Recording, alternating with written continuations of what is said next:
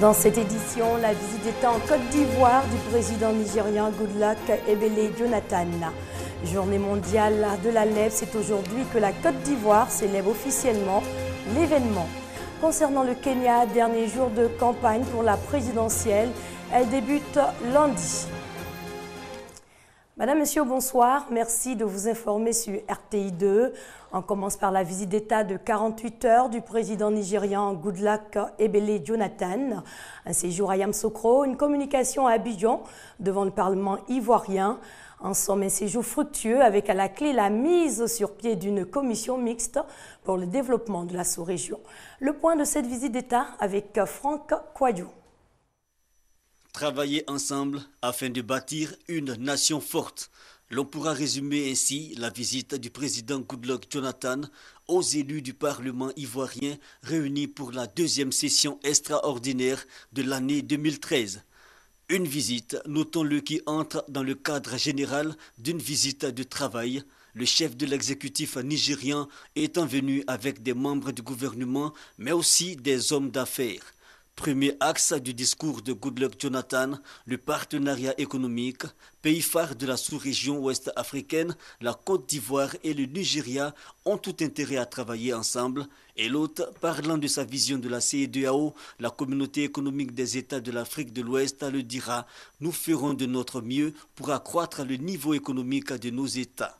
Et les deux chefs d'État ne veulent pas faire traîner les choses au lendemain du 42e sommet des chefs d'État de la CEDEAO tenu dans la même ville. Ils se sont engagés à créer une commission mixte pour encourager la stabilité et le développement ainsi que le soutien militaire au gouvernement démocratique de la sous-région. Des dossiers épineux et bien d'autres pour un agenda sur le long terme entre la Côte d'Ivoire et le Nigeria. L'éducation y figure en bonne place. Les bourses d'études seront octroyées par le Nigeria à des Ivoiriens. La première visite officielle du président du Nigeria, débutée le vendredi 1er mars, a pris fin ce samedi. Elle aura duré 48 heures. Dans le domaine du transport, la Coordination nationale des gares routières de Côte d'Ivoire dresse son bilan après un an d'exercice. L'occasion est également mise à profit pour dégager les perspectives pour l'année 2013. On écoute le reportage de Hamza Diaby.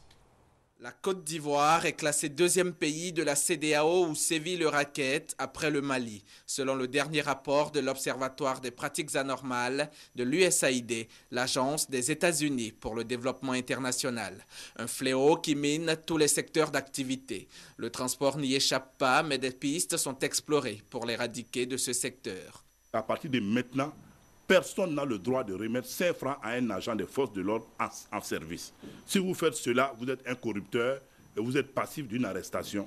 Pour la Coordination nationale des gares routières, le bilan des activités pour l'année 2012 est jugé positif. Nous avons décidé de prendre à bras le corps la question de l'alphabétisation dans le secteur du transport routier, ce qui a conduit à la création de 2 nouveaux centres à travers la ville d'Abidjan. À cela, il faut ajouter un centre de dépistage du VIH-Sida pour les acteurs du transport routier. Nous avons également procédé à la signature d'une assurance individuelle accident. Pour l'année 2013, les perspectives sont prometteuses eu égard aux acquis de l'année écoulée. L'un de nos chevaux de bataille sera la lutte contre le surnombre des passagers dans les gares et sur les routes. Le combat pour que le renouvellement du parc auto soit une réalité sans oublier nos sensibilisations pour le respect du code de la route. Tout au long de l'année 2012, la Coordination nationale des gares routières de Côte d'Ivoire dit avoir travaillé pour la professionnalisation du secteur. Mais elle regrette le manque de collaboration totale de la tutelle. Au chapitre santé de cette édition, aujourd'hui 2 mars, c'est la date choisie par les autorités ivoiriennes pour la célébration officielle de la Journée mondiale de la lèpre. 60 ans de lutte qui coïncident avec le 110e anniversaire de Raoul Folro, l'apôtre des lépreux. Le reportage de Laetitia Manglé est dit par Hamza Diaby. Des doigts déformés, d'autres repliés sur eux-mêmes, ses mains ne redeviendront plus jamais comme avant. Jean-François est atteint de la lèpre depuis 2008. Il est aujourd'hui guéri, mais porte à vie les séquelles. Ce nouvel handicap ne saurait constituer une entrave à son évolution sociale. Je suis artiste chanteur, comme on dit, ça c'est ma profession. Je ne me suis pas laissé abattu par la maladie, Je suis courageux, je ne peux pas, voilà, de naissance. Donc vraiment, je me bats à ma manière pour me faire quand même une place au soleil.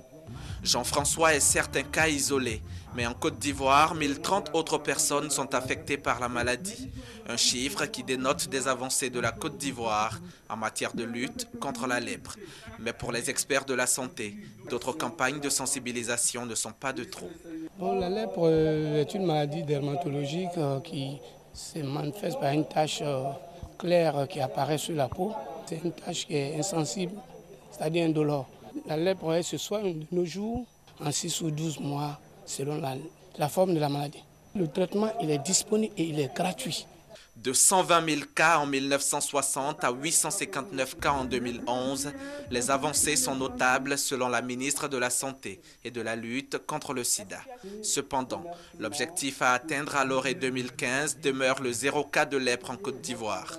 La 60e journée mondiale de la lèpre qui a été célébrée ce 2 mars à l'Institut national de santé publique est couplée du 110e anniversaire de naissance de Raoul Folro, le vagabond de la charité. Parlons à présent de cette campagne de sensibilisation sur l'allaitement maternel. Le lait maternel est un aliment idéal pour le nourrisson. Son importance expliquée aux mamans dans la commune d'Abobo. L'initiative est de l'ONG Mouvement Ivoirien pour le bien-être familial. On en saura plus avec Juliette Ouya. J'ai appris qu'on dit quand tu donnes la tétée, l'allaitement maternel à l'enfant, il évite beaucoup de maladies. Voilà pourquoi je lui donne la tétée. Je compte allaiter jusqu'à 1 an, 6 mois. Il faut impérativement et exclusivement donner le lait maternel au bébé de 0 à 6 mois, puis introduire progressivement dans son alimentation les bouillies lactées, les fruits et légumes à partir de 6 mois. C'est le message clé de la première édition de la célébration des actions essentielles en nutrition en faveur des femmes de la commune d'Abobo. Le lait maternel contient de l'eau, contient des vitamines, contient des supports cellulaires qui permettent à l'enfant de lutter contre les infections. En Côte d'Ivoire, le mouvement ivoirien pour le bien-être familial, dans son combat en faveur de l'allaitement au sein, a recours aux visites à domicile des mamans, aux ateliers et autres caravanes pour expliquer les bienfaits du lait maternel.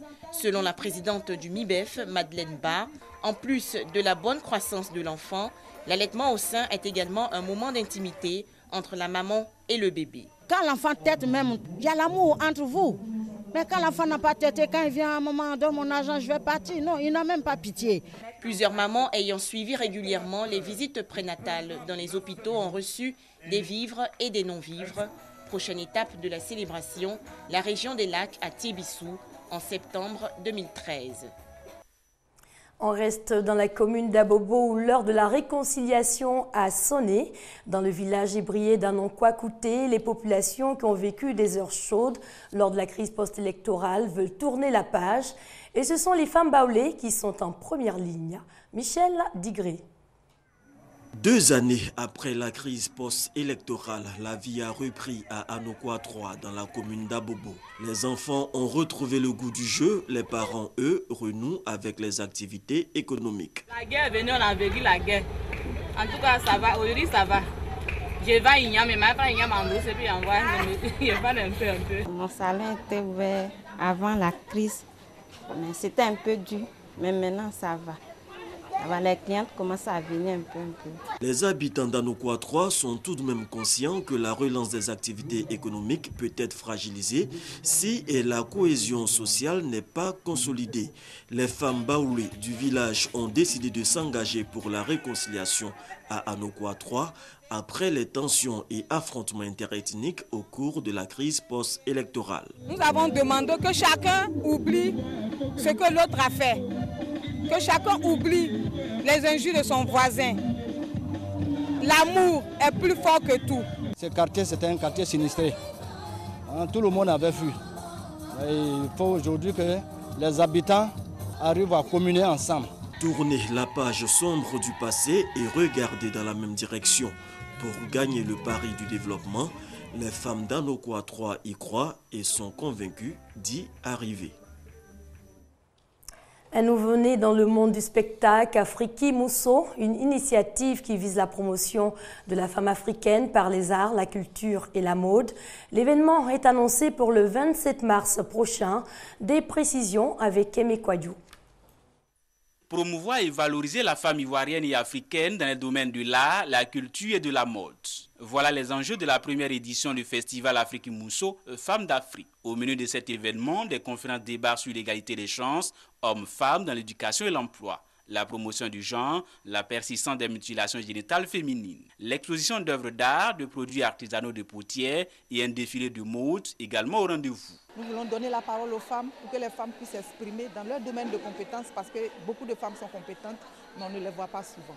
Aujourd'hui, nous voulons donner la possibilité aux femmes du milieu des arts et de la mode de montrer ce qu'elles savent faire. Il serait souhaitable que le combat de l'autonomisation de la femme africaine soit mené par la femme elle-même et avec l'appui de l'homme.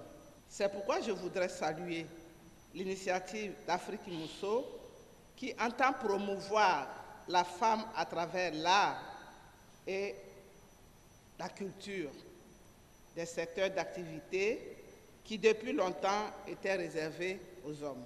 Du 27 au 29 mars prochain se tiendra à Abidjan le festival Afriki Mousso. Une occasion aussi pour les initiateurs de mener des actions pour le combat contre les discriminations et les violences faites aux femmes pour une Côte d'Ivoire plus juste, équitable et forte. Hors de nos frontières, au Kenya, dernier jour de campagne pour la présidentielle qui débute lundi. La question du foncier, un sujet tabou au cours de cette campagne qui s'est jusqu'ici déroulée sans incident majeur. La terre est le sujet tabou de la campagne électorale au Kenya. Hérité de la période coloniale, le problème enflamme les passions et l'un des candidats, Uhuru Kenyatta, a été accusé de posséder l'équivalent d'une province, ce qu'il nie. La terre, c'est la principale préoccupation des habitants du camp de déplacés de Mai Mahiu, à 2 heures de route de Nairobi. Plus de 1300 familles s'y sont installées après avoir fui les violences électorales de 2007-2008. La plupart sont Kikuyu, l'ethnie du président Kibaki et du père de l'indépendance Jomo Kenyatta. À leur arrivée, ils ont reçu une aide financière du gouvernement et l'Agence des Nations Unies pour l'Habitat leur a construit ces maisonnettes. Chaque famille raconte à peu près la même histoire. Jen était vendeuse de légumes dans la région de Narok à prédominance Maasai. Étant Kikuyu, elle était identifiée au parti du président Kibaki, alors que les Maasai étaient affiliés à son adversaire, Raila Odinga. Cette fois, l'association entre parti et ethnie n'est plus aussi évidente qu'en 2007 et Joël, l'écrivain public du campement, croit en des élections calmes le 4 mars. Mais pour rien au monde, il ne reviendrait à Narok car là-bas, il n'a pas de terre à lui. Retourner à Narok ne serait pas une bonne idée, parce que je n'étais pas propriétaire. Je louais la terre aux Maasai. Et là-bas, je ne me sentirais pas aussi en sécurité qu'ici. Ici, c'est une région Kikuyu, et c'est à des Kikuyu que les déplacés de Mai Mahiu ont acheté quelques hectares avec l'argent du gouvernement, mais ce n'est pas suffisant pour vivre. Depuis l'indépendance, le problème de la terre a été la principale cause de conflit, et la question est tellement brûlante que la police a demandé aux candidats de ne pas l'évoquer dans leur campagne, de peur qu'elle ne provoque de nouvelles violences. En Guinée, après 3 jours de violence dans la capitale, des forces de l'ordre ont tiré sur des habitants dans des circonstances non encore précisées. Au moins une personne a été tuée par balle et l'on dénombre 12 blessés. Nouvelle violence à Conakry vendredi. Les policiers ont tiré sur des habitants, faisant un mort et une douzaine de blessés dans des circonstances qui restent imprécises. Depuis 3 jours, Conakry est le théâtre d'affrontements entre communautés malinké et Peul, les premières étant fidèles au président Condé, les secondes à l'opposant Cellou Dalein Diallo. Ces heurts ont débuté mercredi après une manifestation de l'opposition qui réclamait la transparence pour les élections législatives du 12 mai.